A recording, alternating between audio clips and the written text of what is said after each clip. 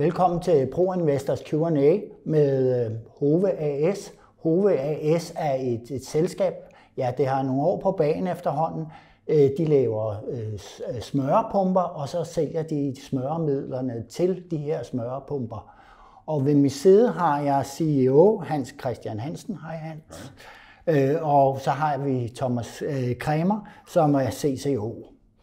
Ja, vi skal jo i gang med det her, og jeg kan fortælle, at I har samlet spørgsmål ind fra jeres investorer eller aktionærer, og det samme har jeg gjort på ProInvestor, og så har vi jo så puljet med alle de her, og så er jeg som moderator, og meget skarp moderator, må jeg sige, jamen så har jeg udvalgt en række spørgsmål, som vi får tid til at snakke sammen om i dag.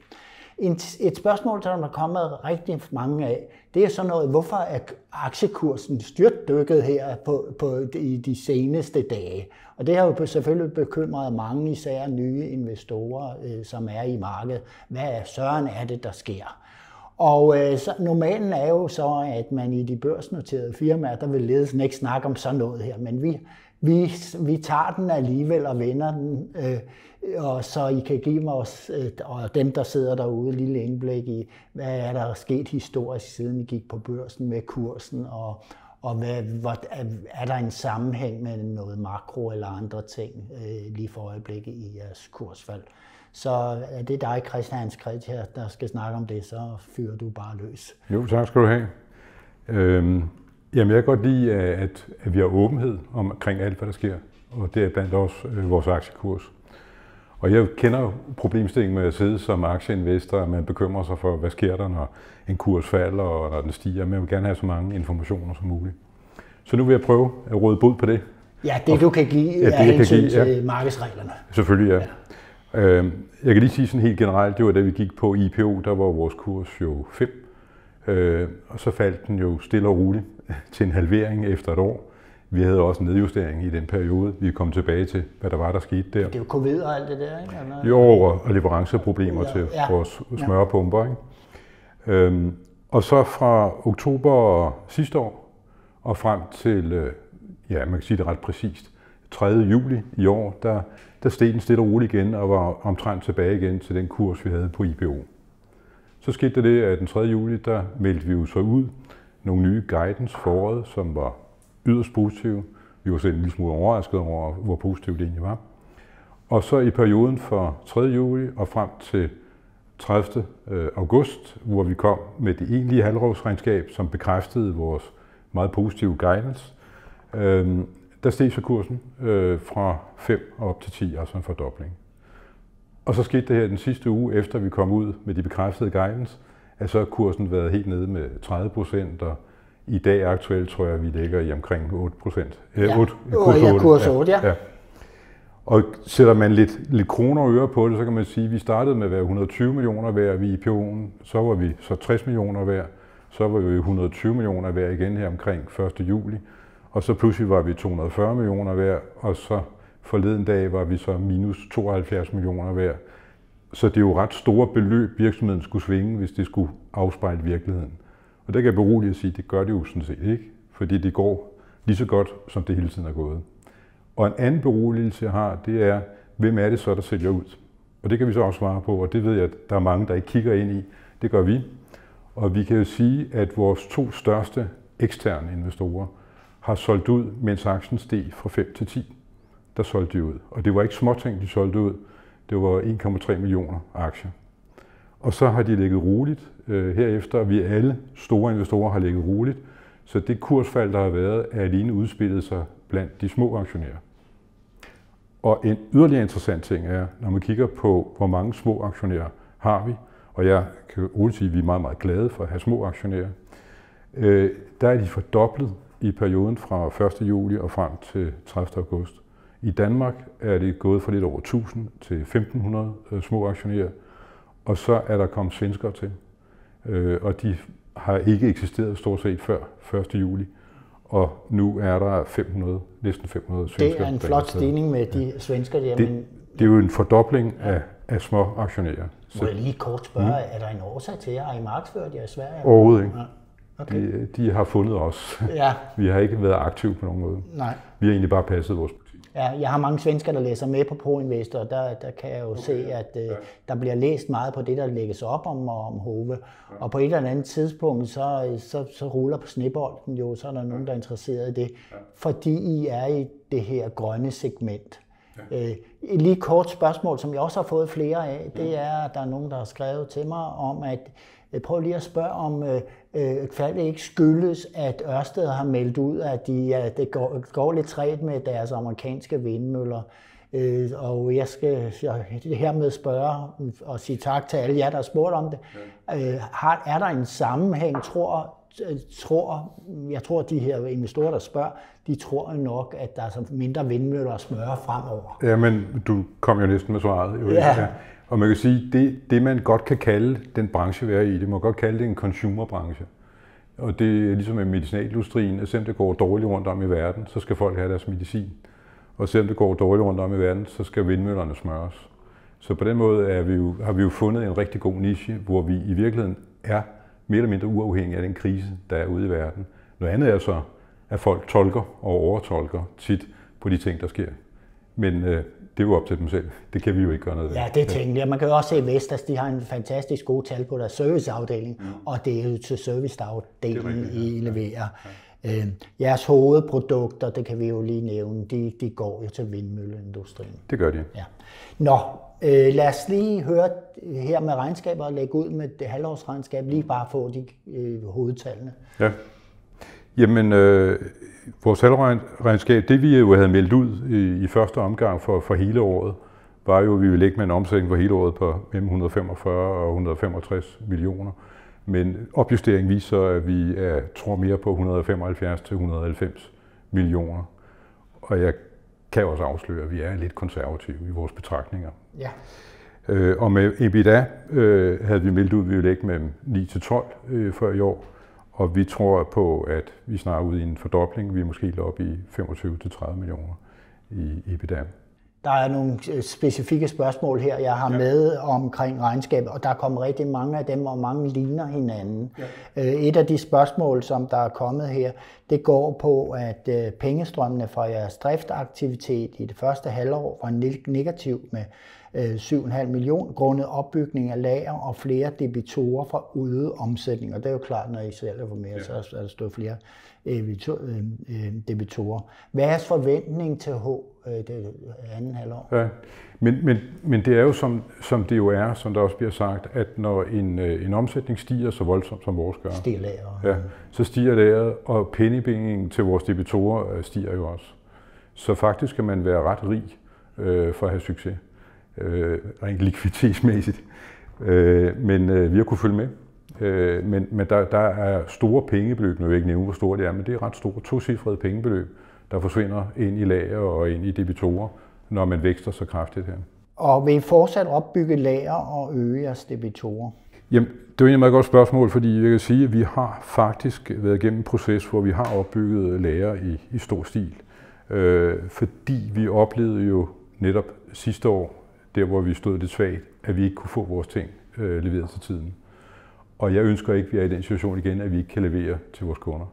Så derfor har vi jo meldt ud her i virksomheden, at den, der hed Just in Time, som er velkendt for de fleste, der er gået på Handelshøjskolen, den vil vi ikke have her. Vi vil have lager, så vi kan levere.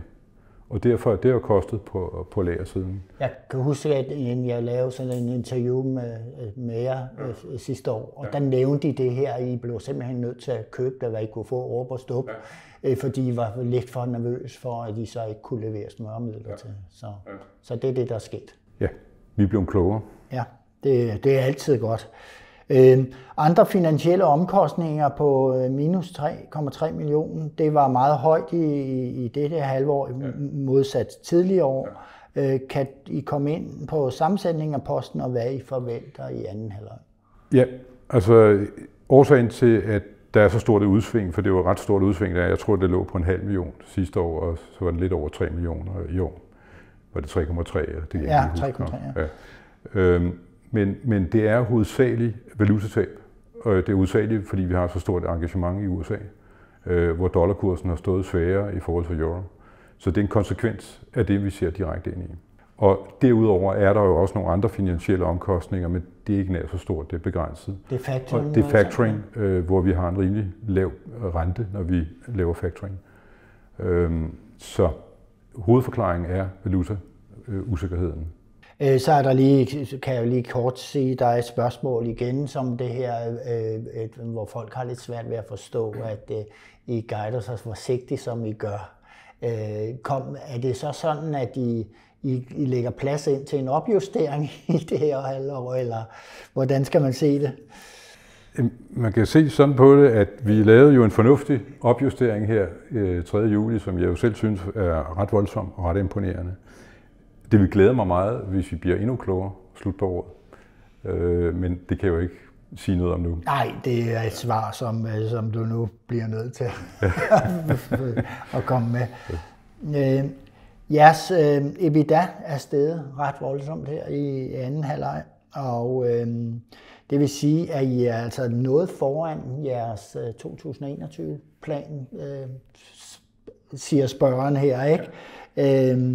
Og er det stadigvæk den samme guidance, som I vil køre med for 2021? Har I lavet nogle ændringer? Vi aflyste jo guidance, faktisk var det sidste år, vi gjorde det, at vi...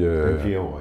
Ja, men når det så er sagt, vi har aflyst, men kigger man alligevel ind i det vi har aflyst, så er vi faktisk et helt år foran af det, vi lovede. Så det resultat, vi ser ind i år, det var det, vi så satte i udsigt, vi skulle opnå til næste år. Hvilket jo er imponerende, synes vi selv, men det viser, hvor svært det er at spå om fremtiden. Og her er det så ind i den positive ende. Ja, det må man sige. Bruttoavancen er også stedet, bliver der spurgt ind til her, og det er altså virkelig noget, men det er stedet rigtig kraftigt, og det er der jo en logisk forklaring på. Jamen, altså, den er jo stedet i forhold til noget, der var dårligere, kan man sige. Ligesom mange andre virksomheder, der var ude for det, ja. Ja, og det vi jo kiggede ind i, det er jo især første halvår sidste år, hvor vi netop havde de her leveringsproblemer, som gjorde, at vi havde ordrerne liggende, men vi kunne ikke levere vores smørpumper. Og det satte jo sit tydelige præg i EBITDA og gross profit i det halvår. Og så er det jo gået rigtig godt i år, og derfor så bliver forskellen så markant stor at se på. Det er en god forklaring, for det har vi også fået mange spørgsmål ind om. Så er der lige et afsluttende spørgsmål omkring tallene og regnskaber og så videre, og især fremadrettet. Det er, hvordan har I sikret jer på nogen måde med hensyn til valutas fremadrettet, hvis nu dollaren ryger i gulvet? Eller? Det kan man jo ikke rigtigt, fordi når du er valutasikrer, så skal du jo vide, at de dollar kommer ind i firmaet. Så du kan kun valutasikre for en begrænset tidsperiode frem. Og så det giver ikke så meget, altså det kan redde lidt i en periode over en 3 måneders tid. Det slås alle eksportvirksomheder. Men det hjælper os jo ikke, hvis den så rasler længere ned. Ja. Så det er en risiko, vi har, som alle andre har. Og det skal I huske derude, og sådan er det for mange eksportvirksomheder også, og det kan påvirke regnskaberne. Og vi er jo i en tid, hvor der sker mange fluktuationer i valutaerne, så det er sådan. Men jeg kan sige, på den positive del af det er, at vores datterselskab i USA i højere grad klarer sin omsætning selv. Altså de køber ikke så stor en procentdel fra Europa, som de har gjort tidligere.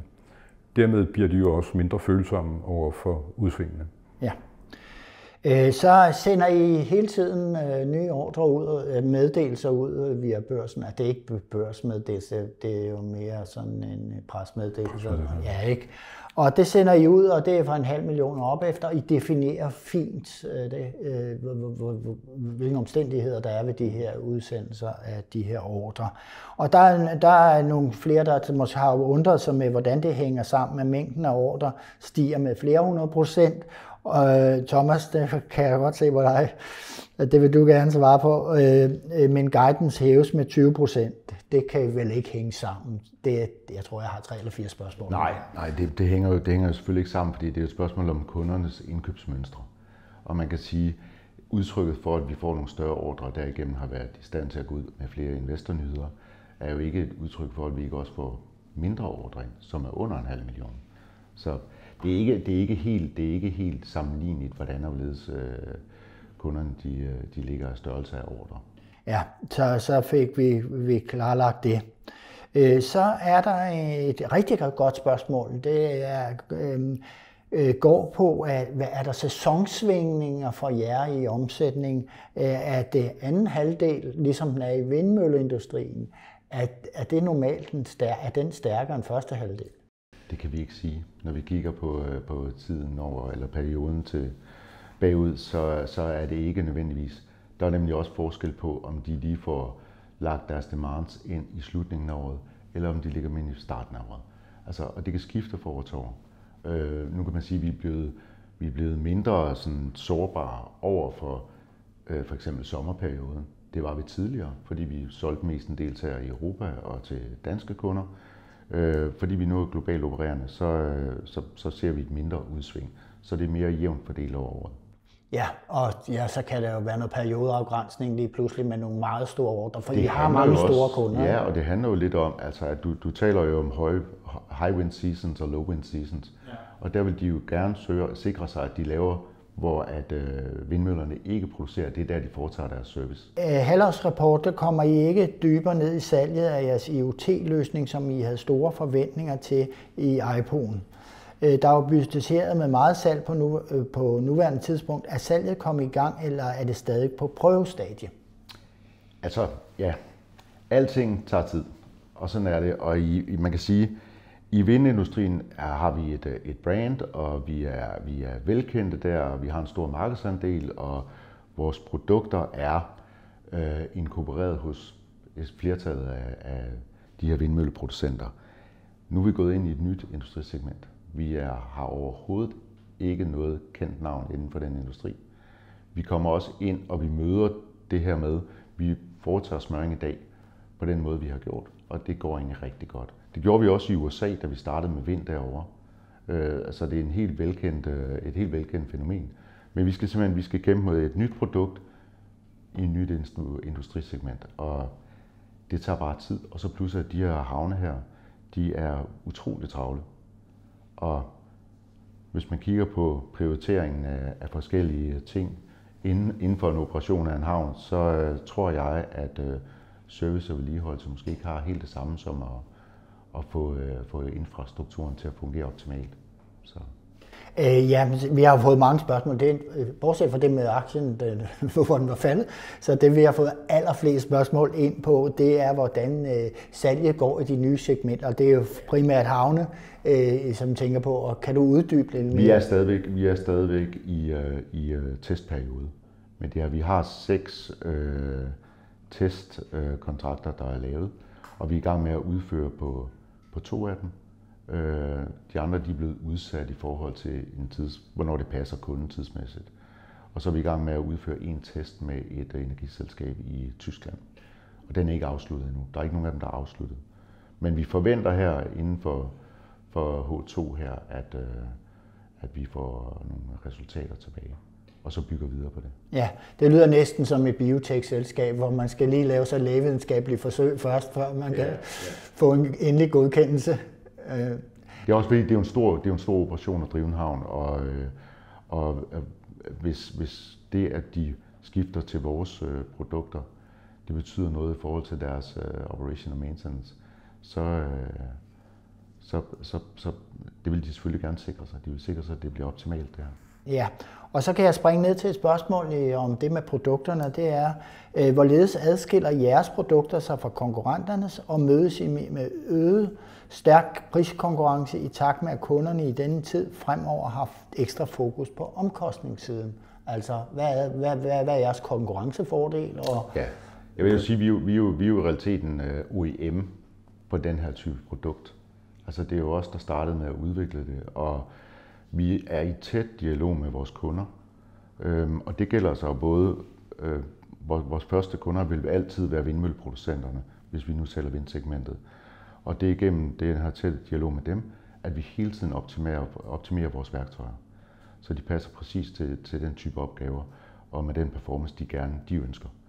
Og så sælger vi selvfølgelig også til energiselskaber. De har også tit ofte deres egne vedligeholdelsesafdelinger, og de kommer også med input til det. Og så sælger vi yderligere til service-segmentet inden for vind, som er små uafhængige serviceselskaber eller større uafhængige serviceselskaber. Men vi sørger for, kvad den her dialog, tætte dialog, vi har med vores kunder, hele tiden at være first movers på udviklingen inden for de her. Det er det, der holder os konkurrencemæssigt foran vores konkurrenter. Ja. Og så det her med prisen derude, betyder det noget for dem? Det kunne jeg næsten forestille. Jamen det gør det jo selvfølgelig. Men vi prøver også på at optimere vores omkostninger på at producere de her typer smørpumper, og derigennem stadig vil være i stand til at kunne have en profitabel forretning. Og så det her med at være pris, altså man kan konkurrere på prisen, der har I jo ligesom gået ind i det her private label segment. Det formoder jeg, at det vil de gerne have. I stedet for at have hovedbrandet, så er der mange, der gerne vil have så et private label. Ja, det er jo en strategi, vi har indført for ligesom at mitigere den her risiko, for at der er nogen, der begynder at lave en kopi af vores beholder og så sælge smørprodukterne selv. Og det lykkes. Vi sender også nogle nyheder ud omkring de her ting. Og vi er jo i konstant dialog med smørproducenterne omkring de her ting. Og det er alt sammen til den gamle sektor, til vindmøllesektoren, vi taler om her, I har de her private label. Det vil det jo være indtil videre, men selvfølgelig, det er jo også, de er jo også vidne om, at vi prøver på at komme ind i yderligere industrisegmenter. Og der har de selvfølgelig også en interesse. Jeg har et spørgsmål, og et af dem, jeg har ladet slippe igennem, er de mange om det her med havnekranerne. Når man tænker på, hvor mange havnekraner der er i den verden, hvor potentialet for Hove være gigantisk, hvilke tanker gør I jer om dette? Og så tænker jeg, det kan du jo ikke rigtig svare på i sagens natur, sådan mere detaljeret. Jeg giver ret i, at det er et gigantisk marked, absolut. Det er også et marked, hvor du skal ud og have fat i havnene nærmest hver for sig. Altså, det er ikke nok, at du får fat i en stor terminaloperatør som koncern, og så får det ind der. Det fungerer særskilt på hver enkelt lokation. Så der er det et stort arbejde i. Selvfølgelig kommer det til at gøre det nemmere inden for en koncern, men man kan sige, det som vi ser ude fra de her tests, som er i gang, det er jo netop, at de ting, som vi har i vores IoT-løsning hos Smart Looper, hvor vi ligesom sikrer, at det er det rigtige smørmiddel, der bliver brugt, og den rigtige mængde, der bliver puttet ind i dit leje, og at vi får dokumenteret det, og vi har en full traceability helt tilbage til smørproducentens batchnummer. Det er oplysninger, de ikke har i dag. Så der er helt klart en brug for det her type udstyr, som vi har, og dataløsning. Det er, man kan sige, det kendetegner jeres løsninger, at de er meget innovative. De er, det ligger op i skyen, oplysningerne. I sørger for, at der kommer præcis den rette mængde olie ind, og man ikke laver oversmøring. Ja, korrekt. Ja. Korrekt. Så det er ikke kun et spørgsmål om, at vi sikrer os, at selve arbejdet bliver udført, men også at det bliver udført på den rigtige måde. Man kan lidt forenklet sige, at hvis du sidder som mellemleder i en havn, og der kommer en medarbejder tilbage og siger, nu har jeg smurt denne her lille kran med 270 smørpunkter, som også er 270 meter høj, så kan mellemlederen gå ind på sin computer og så sige, ja, du har sprunget nummer 119 og 127 år. Så det er jo en ret unik måde at lave kontrol på. Ja, det var i frokosten, han sprang over måske. Så har jeg haft flere spørgsmål på, der spørger noget til ledelsen i virksomheden. Du kom jo ind som CEO, og der er altså noget tvivl ude i markedet om det er noget, du fortsætter med, Hans Christian. Ja, jeg var jo gået af som CEO og givet roret videre, og var gået op på min gård. Vi har et hestestutteri, og gik der og mugede efter hestene. Og det var en meget rar tilværelse. Men så ville Maja jo ikke fortsætte længere som CEO, og så fandt man mig frem igen og stødede mig lidt af. Så nu har jeg indtaget posten som CEO igen, og jeg må sige, at jeg nyder det, at vi har så dygtige medarbejdere her, at faktisk så kører de næsten autonomt.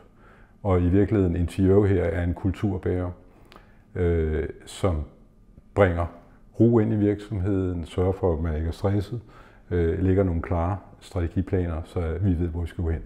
Altså jeg har lagt mærke til, at I er 46 medarbejdere herude, og de smiler alle sammen, når man er herude. Ja. Og Jamen, faktisk må jeg jo sige, det er ligesom mit andet hjem. Jeg kan virkelig lide at komme, og jeg tror, at det er gensidigt, at det er det. Det kan jeg jo se på de folk. Ja. Så vi er nærmest en stor familie, og det er vi på mere end en måde. Der er også var spørgsmål om far-søn forhold herude. Og der kan jeg bare sige, at det problem er dobbelt så stort, som folk ved, fordi vi har andre far-søn-relationer, nemlig også ude i udvikling. Og går vi i dybden, så har vi også en nevø, der sidder i bestyrelsen og medejere. Så rent governance-mæssigt er vi meget lidt artige i forhold til, hvad man burde være. Okay. Men vi er stolte over det. Ja, men det er jo et gammelt industriforetagende. Ja. Og så den man kan sige, AP Møller har jo opført sig på samme måde. Ja. Ikke fordi vi skal sammenligne os med dem. Men... Ja. Okay. Jeg vil lige slutte af med et sidste spørgsmål. Det er, at der er nye markeder i Indien og Brasilien og Tyrkiet. Og hvordan går det derude med det, Thomas? Jamen, det går godt. De er kommet i gang, og som man også kan se, så er vi også kommet med nogle udmeldinger af en vis ordrestørrelse fra Indien. Ja. Og vi har jo åbnet de datterselskaber med strategien, der hedder Follow the Customer. Vi vidste, at vores store OEM-kunder, de havde behov for, at vi var til stede. Der var noget, vi kunne hjælpe dem med. Og vi ser jo også, at de ligger ordre hos os de steder, så det kører, som det skal. Og Indien var netop et marked, som I havde meget store forhåbninger på. Det kan jeg huske fra sidste år, at I nævnte det. Og der er mange spændende ting engang. Ja, det er der. Ja, herfra må jeg nok sige stop, men vi kunne blive ved med at snakke. Det var jeg meget glad for. Jeg har rigtig mange spørgsmål, men mange har desværre, som det altid er sådan her, det er faktisk én spørgsmål, men jeg har udvalgt nogen, der dækker ligesom det meste af det, der kom ind. Og jeg vil sige tusind tak til jer, fordi at vi har fået lov til at lave den her Q&A, og jeg glæder mig til, at vi skal lave den næste, når årsregnskabet er overstået her per 31.12.